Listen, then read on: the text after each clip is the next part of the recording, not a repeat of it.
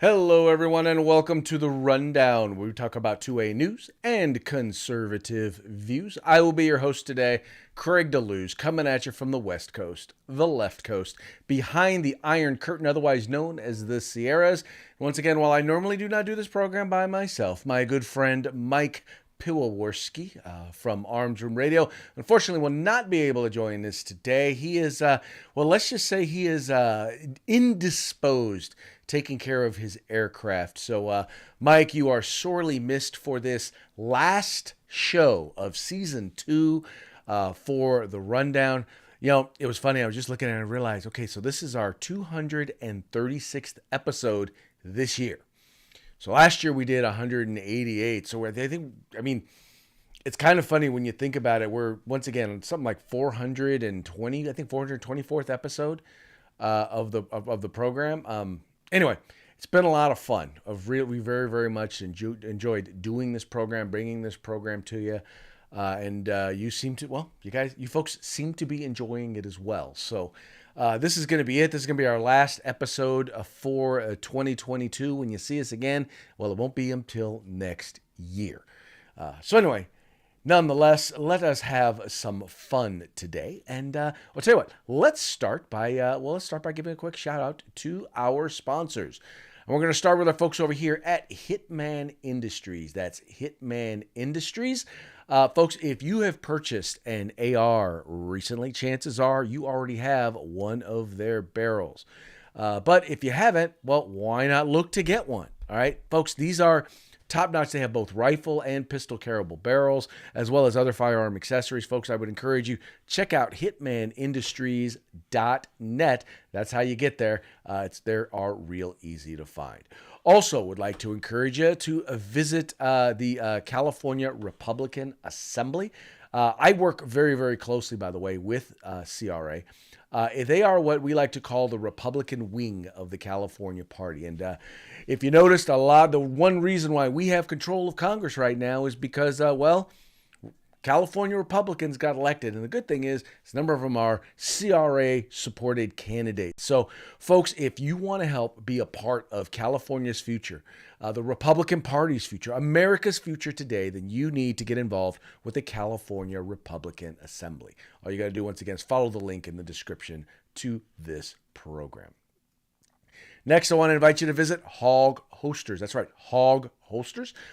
Folks, if you are looking for a concealed carry holster, I cannot recommend anything better than what Hog Holsters has for you. If you go there, I promise you, you will find your caliber firearm, whatever accessories, whether it's an optic or a light. I promise you they will have what it is that you are looking for, and they can get you set up. And the great part is that if you use the discount code, The Rundown, all one word, all caps, when you check out, you will get a nice little discount there over at Hog Holsters. Check them out at hogholsters.com. And then finally, I want to encourage you to visit uscombatgear.com. If you are looking for tactical gear, outdoor gear, if you're looking for backpacks, if you're looking for boots, helmets, hats, I mean, you name it, they have it, and they have it at a great price, available to the public. Check them out. That's uscombatgear.com. And folks, there it is. These are our sponsors. These are people who bring us to you. And the goal is, quite frankly, that they're hoping that you'll go to them, that we'll bring you to them. So do us a favor. The links to each and every one of their websites is in the description to this program. All you got to do is tap on it, and it'll take you right to their website. Do us a favor, spend some money with them, because I know you're going to like what you see. And when you do, make sure you let them know in your little note field. Tell them that was the guys over at the Rundown that sent you. Also want to encourage you, if you have not already done so, please remember to like, share, and subscribe. And encourage your friends to do the same. Let them know about the Rundown. This is the place to get 2A news, conservative views, Monday through Friday. Same bat time, same bat channel, folks. We know the algorithms are going out of their way to make sure that you can't find us just by Googling us. So the best thing is word of mouth. And by the way, word of mouth is always the best advertising. So remember, like, share, subscribe, and encourage your friends to do the same. All right, let's go ahead and let's get into today's stories. This first one in particular really is working my last. Yeah, no, like I said, it's working. It's working my last nerve. Here in the state of California, at one time, we had passed in the 1990s some very, very strict laws, mandatory minimums, three strike laws. We really went after those who were career criminals here in the state of California. And what we saw from that time for about 20 years was basically 20 years of decreasing criminal activity. We saw crime across the board, year over year, went down every single year. Violent crime, property crime, rapes, murders, firearm crimes, and you name it, everything was going down. That's because we were locking criminals up. Then in the early 2000s or the early 2010s, we started to institute this thing in California called being quote unquote smart on crime. And the idea was that, our prisons are way overcrowded, and rather than build new prisons, we're going to start letting criminals out. Now, how are we going to do that? We're going to redefine what felonies are, or what quote unquote violent crimes are. Then we're going to turn around and we're going to let people who are convicted of those crimes, we're going to let many of them, we're going to move some of them to county jail, and then we're going to let some of them out. And then once the county jails are all crowded, then we're going to let them out of there. And for some reason, they seemed to think that they were going to be able to do this and get away with this, and there was going to be absolutely no repercussions. Well, in 2014, we started to see was the beginning of that of a trend in the opposite direction. All of a sudden, we started to see an increase in crime as well as in violent crime, and it's increased every single year up to COVID, which it's just simply exploded. Well, there's an incident that occurred down in Riverside County where a gunman, and I feel very comfortable calling him a gunman. He's not a gunman. He's a murderer is what he is. But he basically he killed a Riverside County deputy sheriff. And this was a guy who should have been in jail serving under 3 strikes. He should have been sentenced and been in jail under 3 strikes. Now, mind you, this was a guy who was let me get down. So this was a guy who was actually out on bail on his 3rd strike, right? So on his 3rd strike, he was out on bail. He should have gone before a judge and been sentenced. He got arrested, right? And the judge, instead of holding him on the bail was something like $1 million. And instead of holding him on $1 million bail, the judge reduced the bail and let him out. He did something. No, they said, okay, they let him out again. This was the guy who would wind up shooting and killing Deputy Isaiah Cordero, who's 32. Once again, was shot during a traffic stop in Jurupa Valley. This happened just yesterday. Folks, this is not the first incident where in the state of California, an individual who should have been in jail, who should have been behind bars, or let me clarify, should have been in prison, was walking the streets and was available to attack and kill somebody. All right, there was a gentleman who was in jail in another county. I believe it was Merced County. I'm not sure if it was that county, but he was in jail in another county for attacking a CHP officer. He got out. They let him out, right? He had been arrested for attacking a California Highway Patrol officer. They let him out. Within 2 weeks, he killed his kids, 2 of his kids, his 2 children, as well as a chaperone a person who was chaperoning his parental visitation, right? Once again, this was a guy who was supposed to be in jail, right? Not long after that, there was an individual who was arrested and convicted 10 years ago of beating his girlfriend, dragging her face down across the pavement. He was convicted and sentenced to 10 years for domestic violence and domestic battery.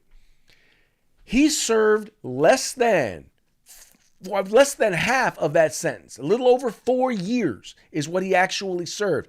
And under early release, was released from prison in the state of California. And then guess what? He was involved in a gang-style shooting that took place in the streets of Sacramento, California. That's right, the state capital, where 6 people would wind up losing their lives. I think a total of 16 people were shot. I think 6 people would wind up losing their lives. And once again, this was a guy who was supposed to be in jail. And now we have this particular incident. Now we have just one more incident here. And once again, every instance that I just named you all happened in the state of California. 2 of them in Sacramento County, the county in which I reside. Once again, this has me livid. And somehow, some way, they are blaming the gun. They are still continuing to blame firearms, even though in every single case, these are individuals who should not have had access to a gun. The guy in the first incident, yeah, he was here illegally. And when they released the guy, right? So they released the guy. Under California law, they couldn't call immigration. They couldn't call ICE to come get him.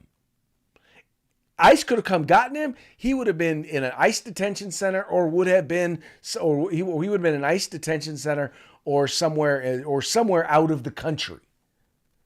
But because we got soft on crime, because we're a sanctuary state, this individual was free to kill 3 innocent people.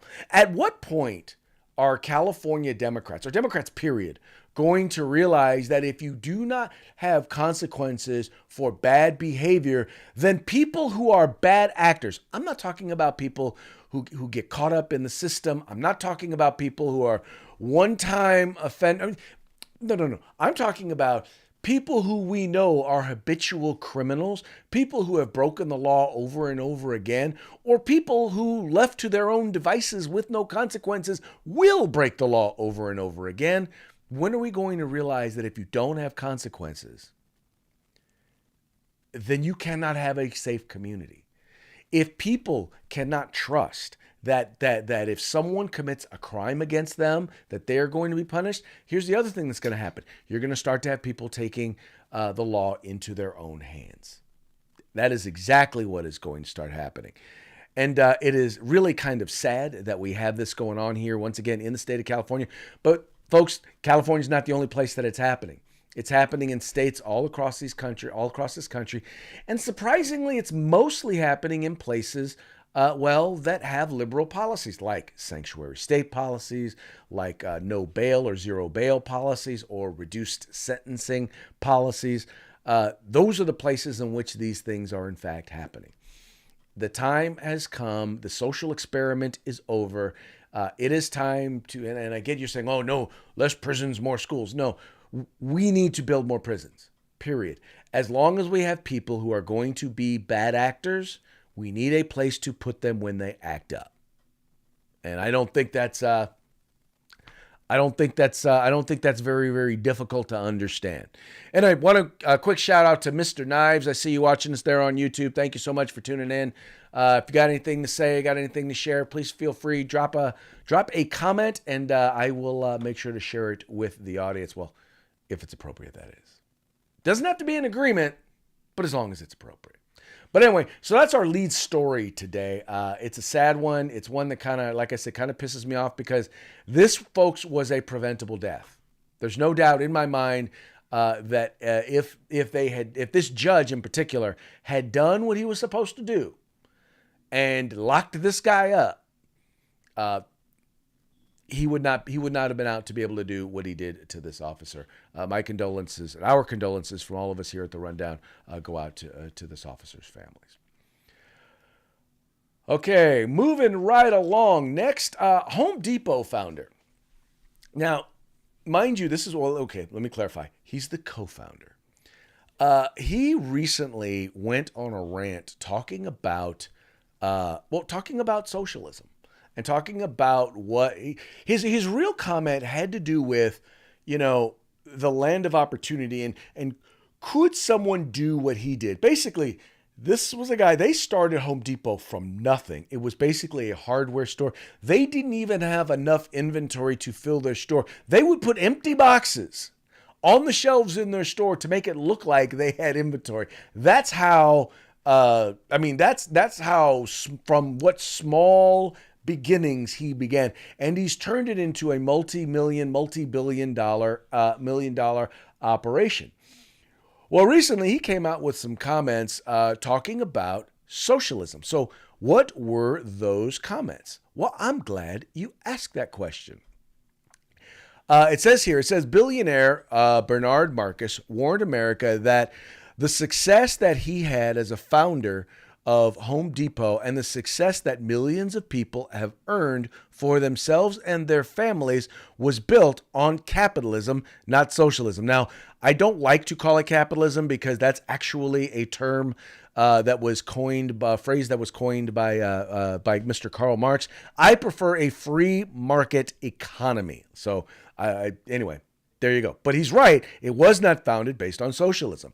But then he goes on to say, just give it to me. Send me money. I don't want to work. I'm too lazy. I'm too fat. I'm too stupid, Marcus said, summing up the current anti-work attitudes he saw in the U.S. today.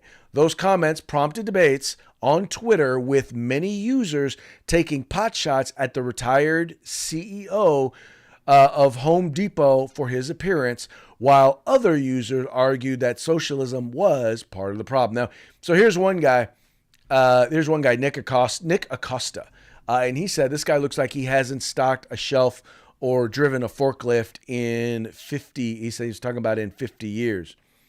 You know, oh, here we go. Another poster child for privilege and corporate greed, complaining that no one wants to work at unreasonable wages and conditions, more concerned about his personal wealth than others make him wealthy.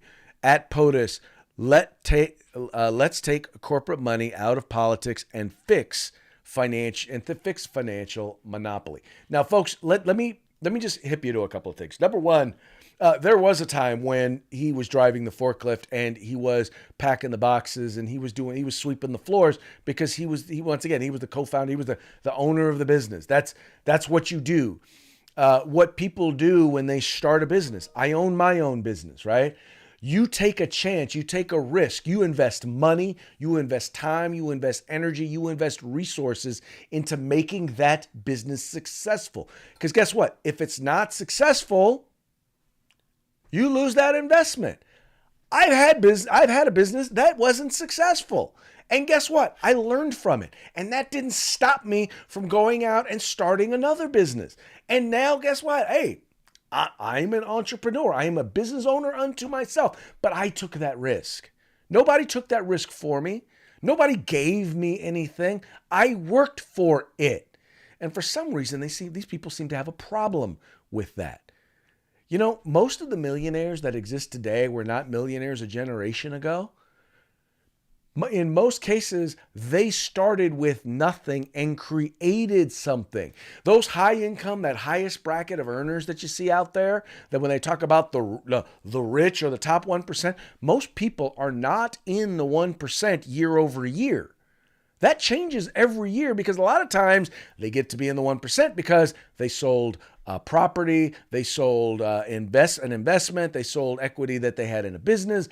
That's how they wound up as a quote unquote 1%er, right? But here's the thing, folks. These are the people who are creating jobs, right? If they are not successful, if he doesn't do what he's doing with Home Depot, then there are not people there to be able to work at Home Depot. Now, to the lady who talked about for jobs no one wants to, well, I'll tell you what, let's do this. How about if he shut down every single Home Depot and we send every single one of their employees to you so that you get to employ them. You get to pay their rent. You get to pay their mortgage. You get to put food on their table. You get to pay their child support. You get to pay their cell phone bill.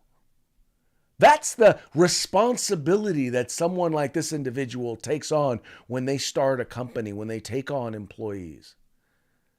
Right? So get out of here with this madness, with this stupidity. Someone needs to teach you, someone needs to take basic economics 101 and learn that, first of all, under socialism, government doesn't create anything. All they do is redistribute. That's what socialism is the government control over the means to produce. And everywhere socialism has existed, everywhere where it's been the predominant philosophy, hunger, starvation, tyranny have always followed. Always. I dare you to challenge me on that if you do not believe me.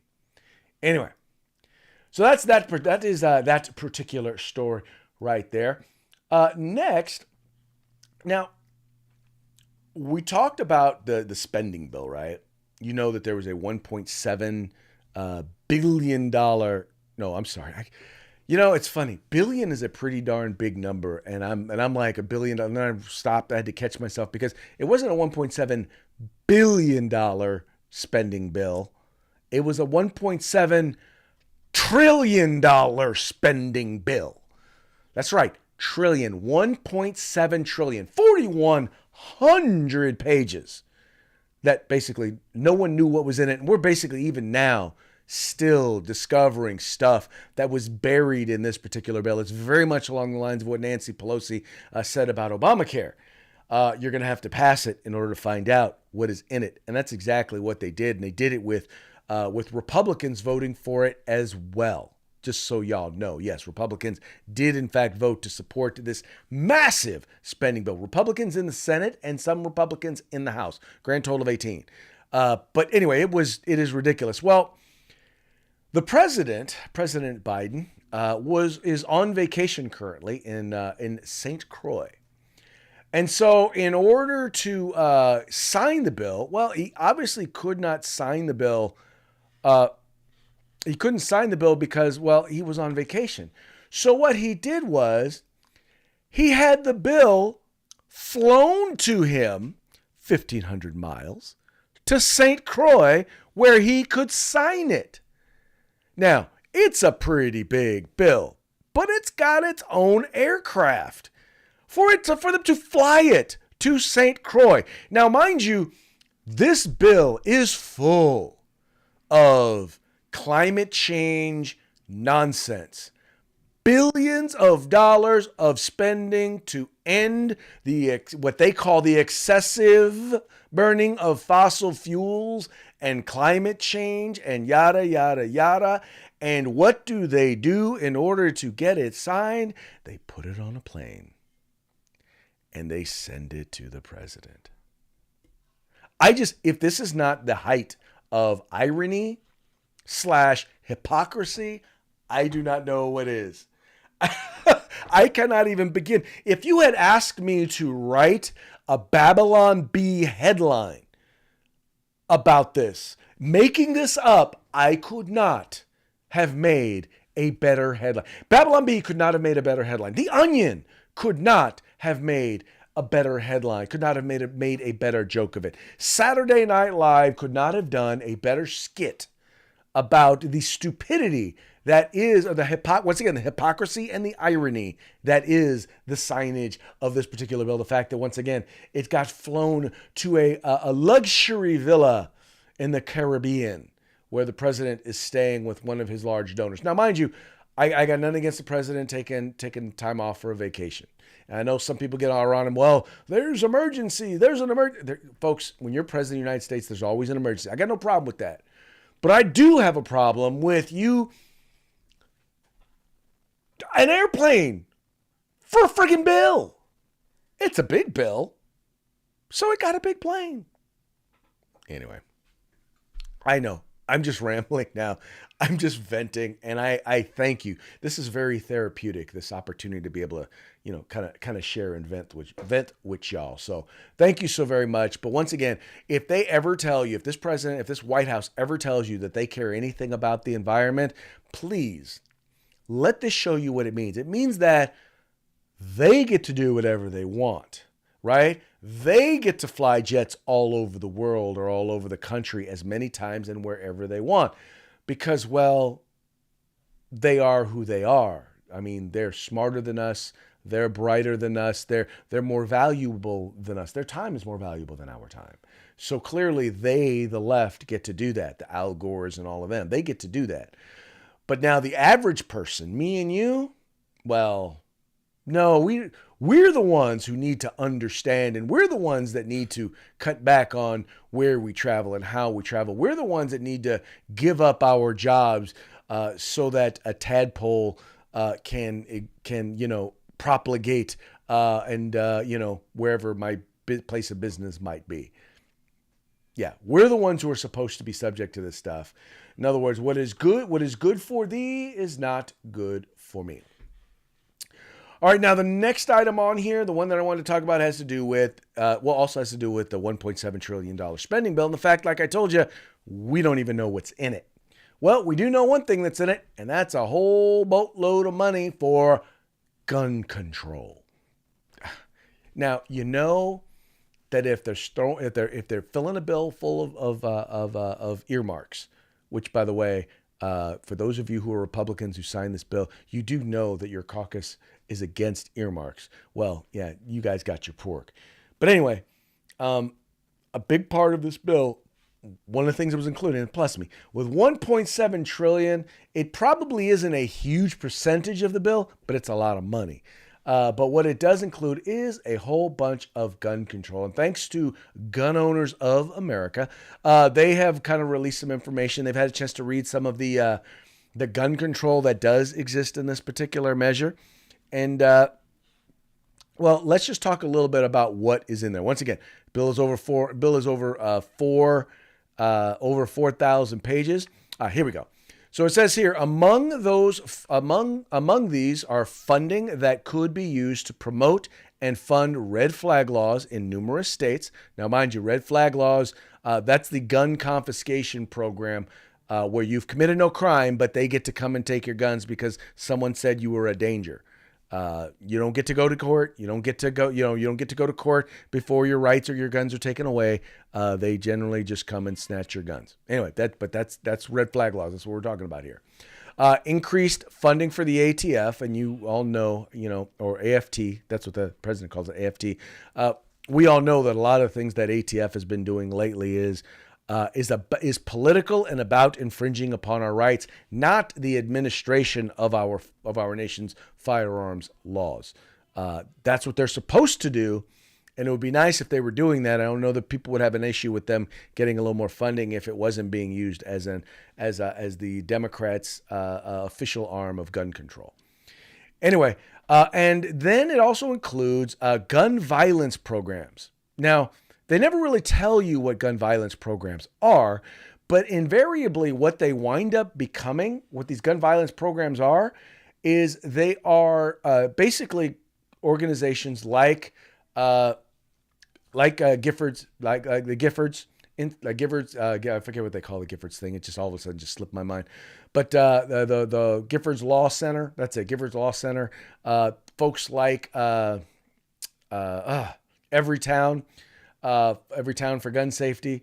Folks like Moms Demand Action. These are groups that advocate for the abolishment of the Second Amendment. And some people are saying right now, well, we don't believe in abolishing the Second Amendment. That's not what they advocate for.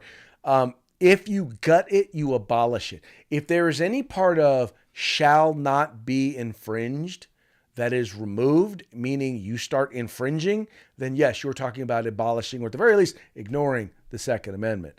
But that's where those resources and that's where those monies are going. So that's where your tax dollars, where your children's tax dollars, your grandchildren's tax dollars, and probably their children's tax dollars are going to be going to, because that's about how long it's going to take to pay some of this stuff off. Anyway, so that's it. If you want to check that out, that article is over at Bearing Arms, written by our good friend, Mr. Tom Knighton, who's always keeping us on our toes, letting us know about good stuff going on there at the federal level. All right. Well, next, it looks like we have our parting shots. That's right. Our parting shots are brought to you by Hog Holsters. That's hogholsters.com, helping Americans wear guns. When you go there, check it out. I know you're going to want to get a holster. Make sure you use the discount code. It's right here, folks. The Rundown, all caps, no spaces. Get your holster and get your discount today. All right, our first our first one that comes up. This was actually an image that was tweeted out by Mr. Elon Musk today, and I ain't gonna lie, I don't always, and as a matter of fact, I very rarely reply to tweets, but I was very, very tempted to reply to this one. For those of you who are just listening to the program, it's got it's got a picture of Neo, right? He's got his shades on, and it's got the Matrix going through him, and it says, "What if I told you the only way to escape the Matrix is to unlearn everything that you have been taught and rebuild your entire belief system based on critical thought and analysis?"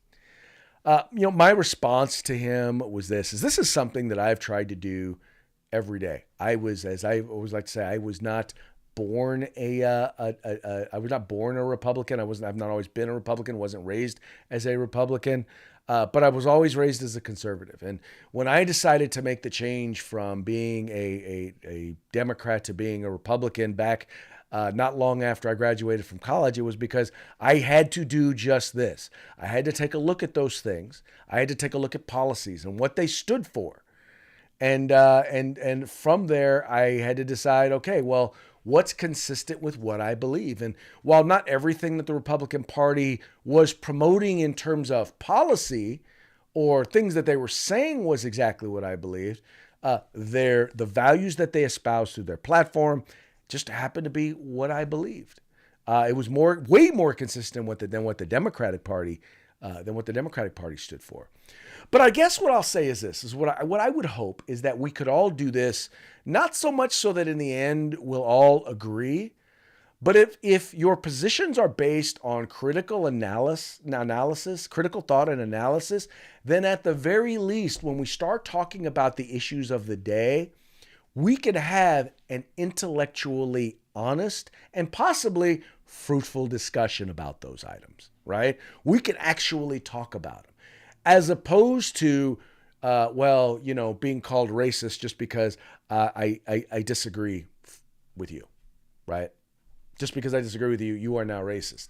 Or I'm going to call you an idiotic, evil liberal because, I disagree with you.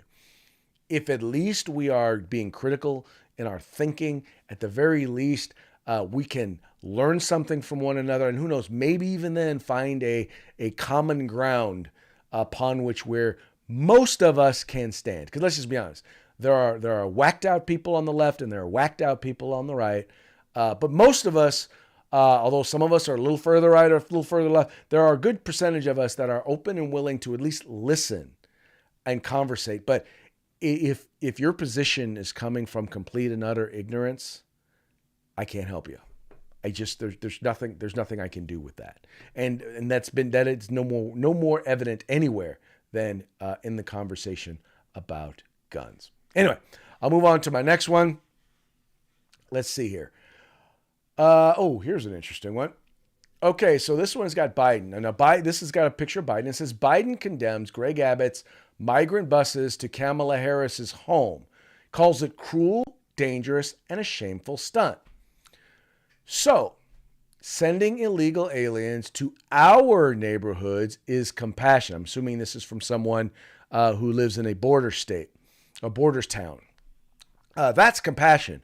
But sending them to rich, elite Kamala Harris's is cruel. Please get real. Here's one way in which I will say that the president is right when sending them there is cruel. Because you know what? The people in the border states, at the very least, it's not that they don't care and not that they don't want to. I mean, even though they know and they recognize that this is illegal, nobody wants to see harm come to these folks. They really don't. They really want to do what they can. They do their best to take care of them. They're not pretending. Whereas when you send them to places like, to Kamala Harris, when you send them to some of these liberal places, they pretend to care about them. They pretend like, oh yeah, this is a big deal. And, we need to protect these people and we need to give them everything. We are a sanctuary community, meaning we need to provide them food. We need to provide them shelter. We need to provide them education. We need to provide them with a job. We need to provide them with all of these things. And oh, by the way, being here in the United States, even though you came into the country illegally, well, you shouldn't be deported. That's what they believe until these folks are in their neighborhoods. Then all of a sudden it's like, okay, we can't get a bus to get them out of here fast enough. So, yeah, to a certain degree, Biden is right. It is cruel sending them someplace we all know they will not. They claim to want to help them and they claim to want to take care of them, but you and I both know that they won't. Okay, here's this last one, and I came across this last one as it was part of a TikTok, and I couldn't really, because the dubbing and everything of it was kind of off, and I wanted to use it, but I didn't really know if it was real, so I wanted to make sure to check. I did a little searching, and I actually found it on C-SPAN. I found this little snippet on C-SPAN. Now, this is Joe Biden running for president in 2008. And he was asked a question about the war in Afghanistan and Democrats' position on getting out of the war, getting out of that war in Afghanistan. And I wish that 2021 Joe Biden had stopped for a moment and went back and listened to 2008 Joe Biden. And then maybe many of our allies and many of our people would not have been trapped in Afghanistan after we basically cut and run. Check it out. So the question is, in order for us to have the credibility to be listened to again, we got to deal with this war. We got to deal with this war. This war must end. We must end this war, and we must end it in a way where we tell the American people the truth. I've been criticizing this administration for 7 years. I've been, as the press often says, his harshest, and I would respectfully suggest, his most accurate critic. And guess what? I say tell him to tell the truth. We got to tell the truth. There's a lot at stake in how we end this war. It makes a big difference how we end this war. And it makes a big difference to tell the American people the truth about what our options are in ending this war. If tomorrow the order goes out from I'm President of the United States, I issue an order, end the war today, begin to withdraw all American troops. It will take a year to get the American troops out. Do you hear me now? That's the truth. It will take a year to get them physically out. Now, if you leave all the equipment behind, you might be able to do it in 7 months.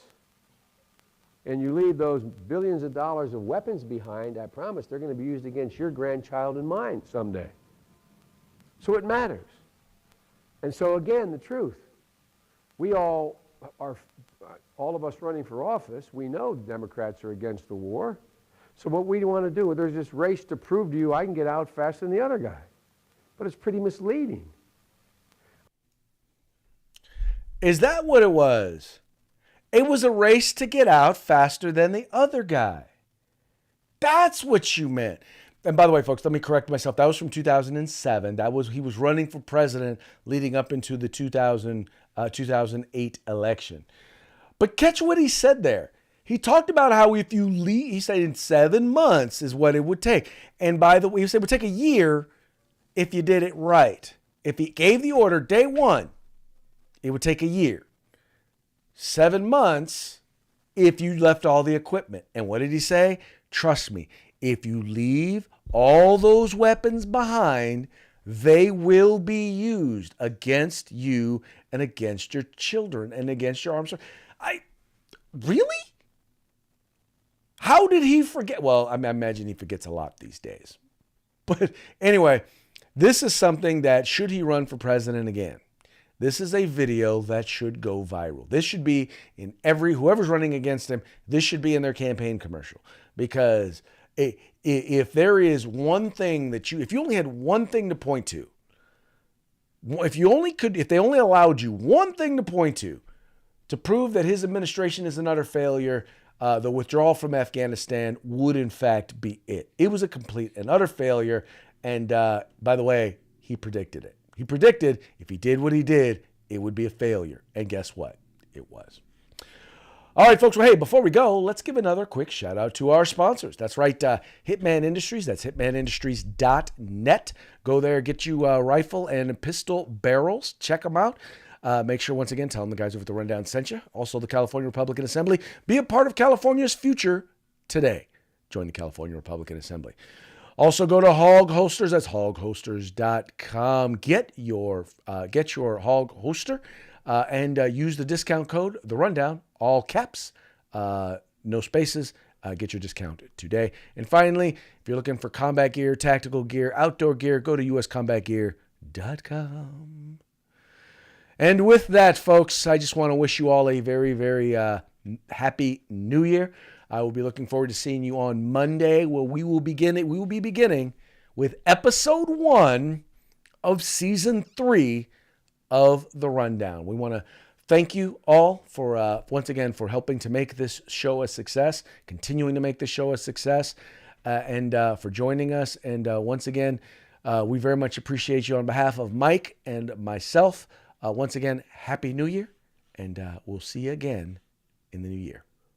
Holler later.